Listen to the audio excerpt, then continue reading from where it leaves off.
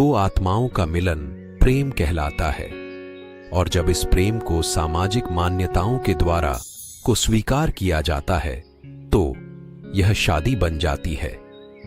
शादी यानी विवाह एक अटूट रिश्ता है, जीते जी लोग इसे निभाते हैं।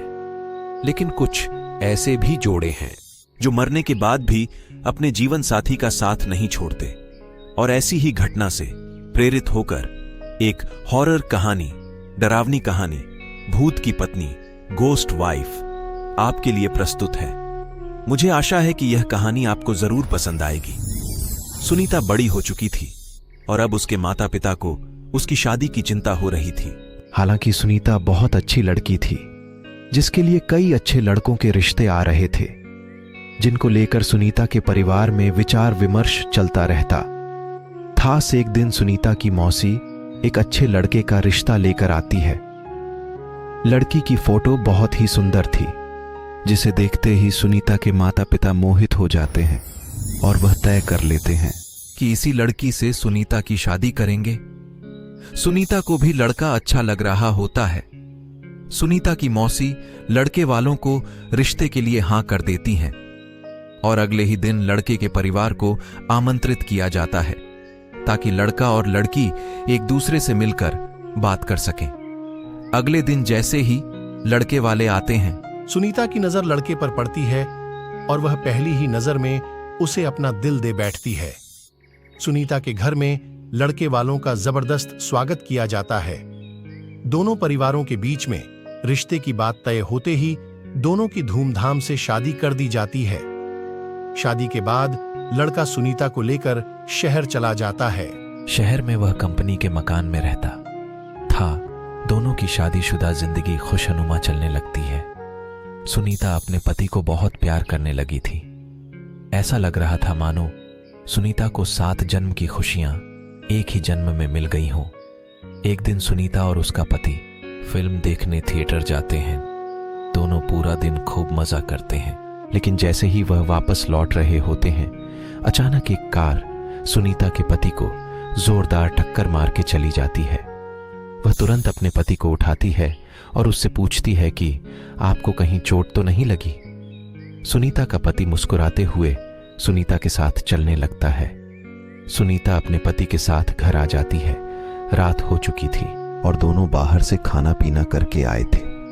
सारा दिन दोनों ने खूब मजे किए, लेकिन सुनीता बहुत थक चुकी थी, इसलिए वह आते ही अपने घर में सो जाती है। सुबह उठते ही वह अपने पति के लिए चाय नाश्ता बनाती है और अपने पति को उठाने जाती है, लेकिन वह पहले से ही जाग रहा होता है। सुनीता अपने पति के सामने चाय नाश्ता लाकर रख देती है और अपने काम में लग जाती है। कुछ देर बाद जैसे ही सुनीता वापस आती है तो चाय और नाश्ता वैसे ही रखे होते हैं। सुनीता के पति ने उसे हाथ तक नहीं लगाया। खास वह अपने पति से बोलती है, यदि आपको चाय नहीं पीनी थी तो आप मना कर देते, बर्बाद क्यों करवा दिया। सुनीता का पति कहता है, कोई बात नहीं, मेरे लिए खाना मत बनाना, आज मेरा मूड नहीं है। सुनीता का पति तैयार होकर अपने ऑफिस के लिए निकल जाता है। सारा दिन सुनीता अपने घर में काम करती और अपने पति का इंतजार करती रहती। 2 दिन गुजरते ही सुनीता के घर के दरवाजे पर कोई आवाज लगाता है। सुनीता दरवाजा खोलती है। सामने उसी कंपनी का चौकीदार खड़ा होता है जिसमें सुनीता का पति काम करता है। चौकीदार सुनीता से पूछता है, मैडम 2 दिनों से सर ऑफिस नहीं आए हैं, उनकी तबीयत खराब है क्या? मुझे मैनेजर साहब ने भेजा है। सुनीता को आश्चर्य होता है क्योंकि उसका पति तो रोज तैयार होकर ऑफिस के लिए निकल जाता था, फिर वह ऑफिस कैसे नहीं पहुंचा। चौकीदार के जाते ही सुनीता अपने पति के घर लौटने का इंतजार करने लगती है। शाम को सुनीता के पति घर आता है। वह उनसे पूछती है, आप ऑफिस के बहाने से कहां जाते हैं? सुनीता का पति उसे यहां वहां की बातों में घुमाकर अपने कमरे में चला जाता है। अगली सुबह सुनीता अपने घर के दरवाजे पर दूध ले रही होती है। तभी चौकीदार फिर से आ जाता है और कहता है, क्या साहब अभी तक नहीं आए? सुनीता कहती है, वह तो अंदर बैठे हैं, जाओ मिल लो। चौकीदार घर के अंदर पहुंच जाता है। वह चारों तरफ देखता है, उसे कुछ नजर नहीं आता। पीछे से सुनीता दूध लेकर आ जाती है। चौकीदार सुनीता से कहता है, कहाँ हैं साहब? सुनीता कहती है, अंधे हो गए हो क्या? तुम्हारे सामने ही तो बैठे हैं। लेकिन चौकीदार को सुनीता पागल लग रही थी, क्योंकि सामने कोई नहीं बैठा था। दरअसल उस रात जो कार एक्सीडेंट हुआ था, उसमें सुनीता के पति की जान जा चुकी थी। चौकीदार सुनीता से दोबारा कहता है, मैडम वहां कोई नहीं बैठा है। लेकिन सुनीता चौकीदार को चिल्लाते हुए अपने पति को जाकर पकड़ लेती है और कहती है, ये देखो, इतना बड़ा इंसान तुम्हें नजर नहीं आ रहा। सुनीता के साथ कोई दिखाई नहीं दे रहा था। चौकीदार वापस लौट जाता है और कंपनी में जाकर सारी बात कह देता है। जब कई दिनों तक सुनीता का पति काम पर नहीं आता, तो कंपनी की तरफ से दिया हुआ कमरा खाली करने के लिए नोटिस भेजा जाता है। सुनीता नोटिस पढ़ते ही चिंतित हो जाती है और अपने पति से कहती है, आप कंपनी में काम कर रहे हैं, फिर क्यों हमें इस घर से निकलना होगा? सुनीता का पति भूत बन चुका था, लेकिन सुनीता उसे साधारण समझ रही थी। उसी शहर में एक पुराना घर था जो कई सालों से बंद पड़ा था और वहां कई भूतियां आत्माएं रहती थीं। सुनीता का पति उसे उसी घर में चलने को कहता है। सुनीता अपने पति की बातों में आ जाती है और उसके साथ जाकर वहीं रहने लगती है। सुनीता ने इंसानों से रिश्ता खत्म कर दिया था और अपने पति के साथ भूतिया दुनिया में ही जीना सीख गई थी। दरअसल सुनीता अपने पति की बातों से पूरी तरह संतुष्ट हो चुकी थी। सुनीता को इस भूतिया घर में ही धीरे धीरे डर का एहसास होने लगता है।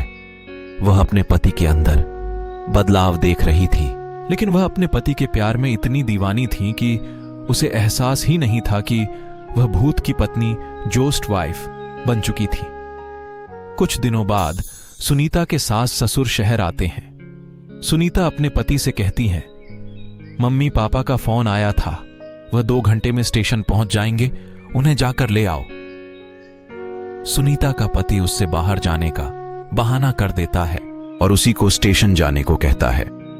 सुनीता अपने सास ससुर को स्टेशन से जाकर ले आती है। सास ससुर आते ही अपने बेटे यानी सुनीता के पति के बारे में पूछते हैं। सुनीता कहती है, वह अभी किसी काम से बाहर गए हैं, कुछ देर में आ जाएंगे। सुनीता अपने सास ससुर के आने से बहुत खुश थी। वह उनके खाने की सारी तैयारियां करने लग जाती है। लेकिन शाम होने के बाद भी जब सुनीता का पति घर नहीं आता तो सभी चिंतित हो जाते हैं। सुनीता के पति का फोन घर में ही रखा रहता था, इसलिए वह उससे संपर्क नहीं कर पा रही थी। सुनीता के साथ उसके सास ससुर भी अपने बेटे से मिलने का इंतजार कर रहे थे। पूरी रात गुजर जाती है, लेकिन सुनीता का पति घर नहीं आता। सभी परेशान होकर उसका इंतजार करते रहते हैं। सुनीता के ससुर उससे पीने के लिए पानी मांगते हैं और जैसे ही सुनीता उनके लिए पानी लेने जाती है, उसे अचानक उल्टियां होने लगती हैं। सुनीता को उल्टी करता देख उसकी सास उसके पास आकर उसका हालचाल पता करती है। बुजुर्गों का अनुभव विज्ञान से भी अधिक माना जाता है, इसलिए सुनीता की सास उसे तुरंत बता देती है, लगता है तुम मां बनने वाली हो बेटी। सुनीता मां बनने की बात सुनते ही मुस्कुराने लगती है। सुनीता ये बात अपने पति को बताने के लिए उतावली हो रही थी, लेकिन उसके इंतजार की घड़ियां बढ़ती जा रही थीं। देखते ही देखते 5 दिन गुजार चुके थे, लेकिन सुनीता के पति का कुछ पता नहीं चल रहा था।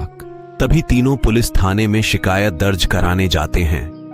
पुलिस वाले सुनीता से कहते हैं, 5 दिनों से तुम्हारे पति गायब है, लेकिन तुम्हें अब याद आ रही है। सुनीता ने जवाब देते हुए कहा, सर वो ऐसा 1-2 बार और कर चुके हैं, इसलिए मैं इसे सामान्य घटना समझ रही थी। लेकिन जब 5 दिनों से उनका पता नहीं चला तो मुझे लगा हो सकता है वह कोई खतरे में हो। पुलिस FIR रिपोर्ट दर्ज कर लेती है और जांच पड़ताल शुरू कर देती है। पुलिस की तहकीकात शुरू हो चुकी थी और 2 दिनों में ही पुलिस को सुनीता के पति की सच्चाई पता चल जाती है। और पुलिस वालों की बात सुनते ही सुनीता और उसके सास ससुर के पैरों तले जमीन खिसक जाती है। पुलिस के अधिकारी कहते हैं कि आपके पति तो 3 महीने पहले ही कार दुर्घटना में मर चुके हैं। और लावारिस समझकर उनका अंतिम संस्कार भी नगर निगम के द्वारा कराया गया था, जिसकी रिपोर्ट सरकारी अस्पताल में मौजूद है। फिर आप कैसे कह रही है कि वह 5 दिनों से लापता है?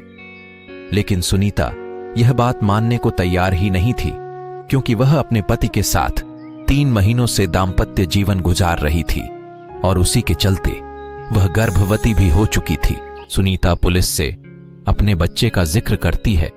जैसे ही पुलिस को यह बात पता चलती है कि उस मरे हुए इंसान का बच्चा सुनीता के गर्भ में है, तो वह सुनीता से कहते हैं, आप बच्चे का चेकअप करवा दीजिए। उसके डीएनए रिकॉर्ड से हमें पता चल जाएगा कि यह बच्चा आपके पति का है और उनके मरने के बाद यह आपके गर्भ में आया है। तभी आपकी बात पर सभी को भरोसा होगा। पुलिस वालों को सुनीता के चरित्र पर शक था, इसलिए वह इस परीक्षण की मांग कर रहे थे।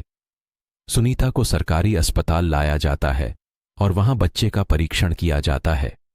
और जैसे डॉक्टरों के पास बच्चे की रिपोर्ट आती है तो उनके पसीने छूट जाते हैं, क्योंकि बच्चा साधारण नहीं था।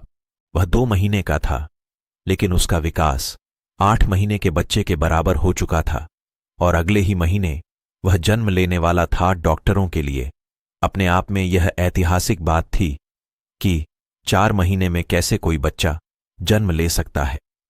डॉक्टर सुनीता के हालात के बारे में विचार कर ही रहे होते हैं कि अचानक सुनीता के पेट में दर्द बढ़ने लगता है। डॉक्टर सुनीता के इतने जल्दी बिगड़ते हुए हालातों को समझ नहीं पा रहे थे। सुनीता को आपातकालीन कक्ष लाया जाता है। तभी डॉक्टरों को पता चलता है कि सुनीता की डिलीवरी का समय आ चुका है और कुछ ही देर बाद सुनीता एक भूतिया बच्चे को जन्म दे देती है। सुनीता का बच्चा देखने में बहुत खूबसूरत था, लेकिन उसकी शारीरिक बनावट कुछ अलग थी। उसके दांत जन्म के साथ ही निकले थे और उसकी आंखें लाल थीं। डॉक्टरों ने ऐसा बच्चा पहली बार देखा था। डॉक्टर उसका शारीरिक परीक्षण करते हैं। बच्चे के शरीर के अंदर सभी अंग सामान्य इंसानों की तरह ही थे। इस बच्चे के बारे में प्रमाण मिलते ही पुलिस को यकीन हो जाता है कि सुनीता सही कह रही थी, यह बच्चा उसी के पति का है। पुलिस ने अपने जीवन में यह पहला केस था जहां कोई भूत पिता बना था। सुनीता को अपने पति के मौत की खबर पर यकीन नहीं था, लेकिन सभी के कहने पर उसने यह मान लिया था कि उसका पति अब इस दुनिया में नहीं है। इसलिए वह अपने बच्चे और सास ससुर के साथ अपने गांव वापस लौट जाती है और अपने भूतिया बच्चे के साथ अपने पति की याद में जीवन बिताने लगती है। और इसी के साथ इस कहानी का पहला भाग समाप्त हो जाता है।